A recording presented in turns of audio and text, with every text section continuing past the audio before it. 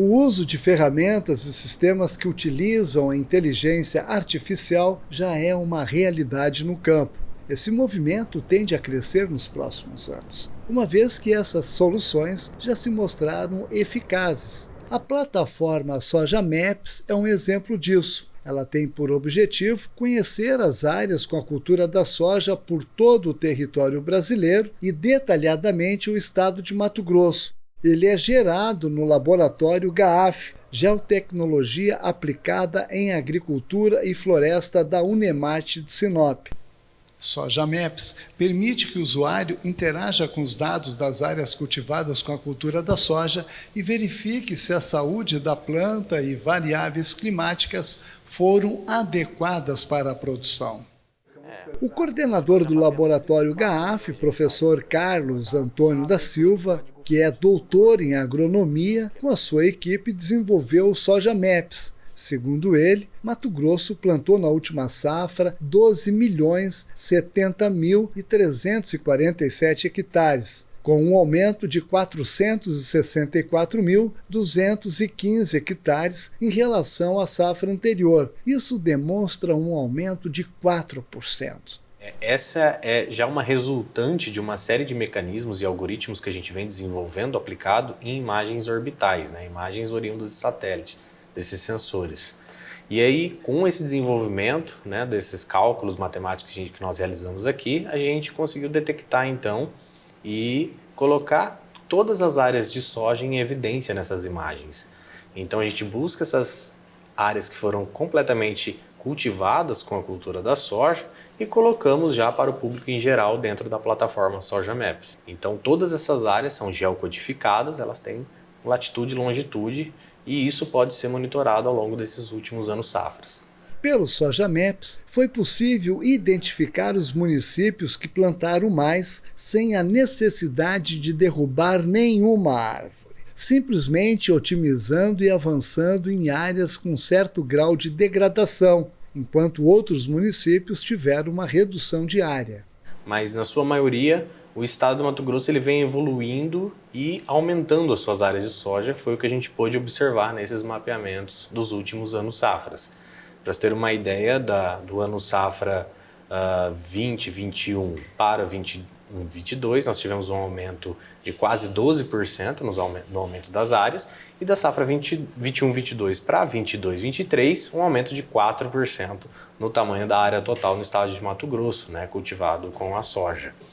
A gente tem, por exemplo, municípios que têm uma expressividade um tanto quanto exponencial, vamos dizer assim. Se a gente pega um município no norte do estado do Mato Grosso, Alta Floresta, por exemplo, nós tivemos aí um município que na safra 19-20 plantava-se 20 mil hectares de soja e atualmente na 22-23, 70 mil hectares de soja. Existem áreas degradadas que estão absorvendo, né, esse aumento dessa área de soja, né? Se a gente olhar esses municípios que tiveram um boom, né, principalmente aqui na região norte, a gente vê que as áreas degradadas, né, ou pastagens, até mesmo pastagens que não estavam degradadas, elas deram lugar à cultura da soja, né? Isso é um número essencial para a gente poder monitorar como que está ocorrendo essa expansão, a questão da economia, importação, exportação, tudo isso, o sensoriamento remoto, esse trabalho que a gente vem fazendo, ele contribui para isso, né? A gente hoje tem bancos, ONGs, instituições federais, estaduais, municipais, prefeituras, empresas que utilizam a plataforma Soja Maps para poder entender esse avanço do aspecto da cultura.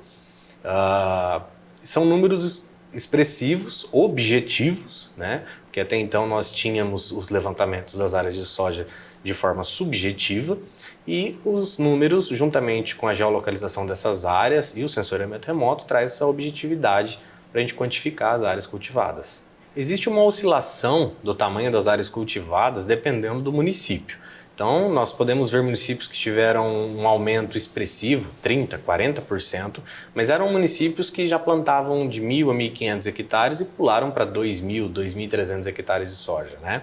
Aqueles municípios que já são muito consolidados, como Querência, Nova Mutum, Sorriso, Sinop, eles tendem a ter uma manutenção da sua área com uma pouca variação, né? Porque já não existe para onde ocorrer mais essa expansão devido ao tamanho do município, né? E quando eu falo município, eu estou levando em consideração a área política do município mesmo.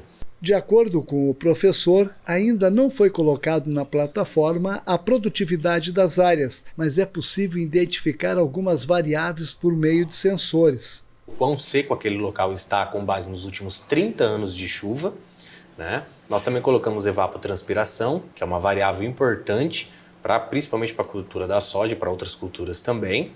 E nós colocamos também algumas variáveis que chamados índices de vegetação, que a gente consegue ver como que está o comportamento da saúde, né? E que isso está intimamente ligado também com a umidade e a quantidade de biomassa que nós temos ali no local, né? Então algumas variáveis elas já compõem ali a plataforma Soja Maps atualmente. Hoje nós temos estudos científicos aqui no laboratório onde nós conseguimos identificar o genótipo que está sendo cultivado, né? Então nós temos estudos com dados hiperespectrais, né, que são sensores muito sensíveis, vamos dizer assim, né, à radiação eletromagnética, identificando centenas de bandas espectrais. Então a gente consegue detectar e acompanhar se aquela variedade é A, B, C ou D. Então a gente está conseguindo agora fazer essa identificação e estratificação, seja uma variedade convencional ou mesmo transgênica. O estudo vai além. É possível identificar o fluxo de dióxido de carbono estocado no solo das lavouras. Atualmente nós temos feito alguns estudos com satélites, mas pegando principalmente a biomassa. E em loco nós temos equipamentos científicos que a gente vai até o local, né, dessas áreas cultivadas e mensuramos qual que é o fluxo de CO2 nesse solo, nessas áreas. Mas ainda são estudos que estão em andamento. No laboratório GAF, o professor conta com uma equipe multidisciplinar. Onde eu oriento alunos de TCC, iniciação científica, mestrado, doutorado e pós-doutorado.